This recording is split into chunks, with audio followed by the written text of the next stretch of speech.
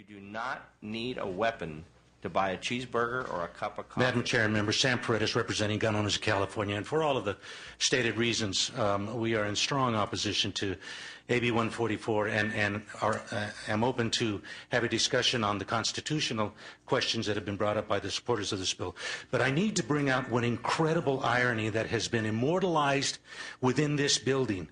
As a matter of fact, in this very room, depicted here on this picture, holding the California flag is a Californian who is open carrying. We'll be here till this building goes away. How can the irony is just rich with amazement, and it has been the law in the state of California since the state became a law. It was a freedom. Yes, the Mulford Act said you couldn't carry loaded, you could carry unloaded. As was done, he was probably carrying loaded. Thank God. And there are some folks who believe that more guns in society by law-abiding citizens is not a bad thing. It's a good thing. And if we take a look at the universe of people who carry concealed firearms legally, obeying the law, they are some of the most law-abiding citizens in the state of California. And it's a tragedy that this legislature is going to infringe upon that right, and again, open to the constitutional arguments on this issue.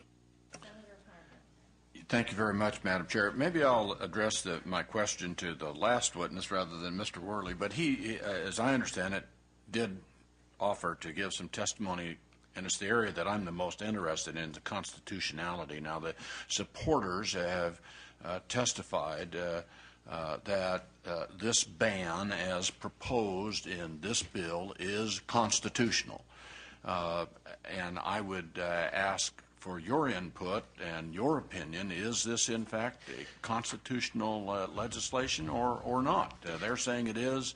I've heard others say it's not. I'd be interested in hearing your position. In reading the analysis of the committee, it was very well done, and it included some of the discussion that was put forth by the United States Supreme Court in the Heller decision, not so much in the McDonald, but in particular in the Heller decision, where Justice Scalia was specifically talking about the problem with it is plainly unconstitutional to ban guns. And although we were talking about, in this case, the possession of guns in the home, in particular with regards to the Heller case, he expanded on that conversation and said, we are going to have to take a look at the right to keep and bear arms, and he said that does not only include in the home. So in banning, the Heller decision said it's unconstitutional to ban guns.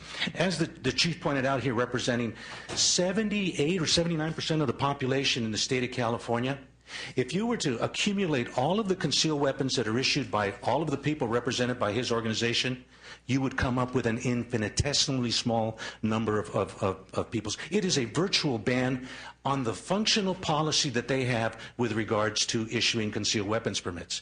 It is a functional ban.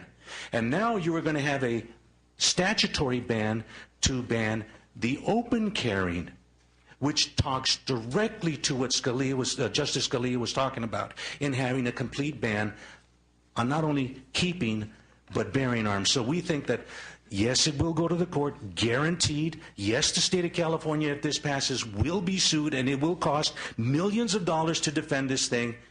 But ultimately, we think that we will prevail based on the precedent that has most recently been set by the United States Supreme Court.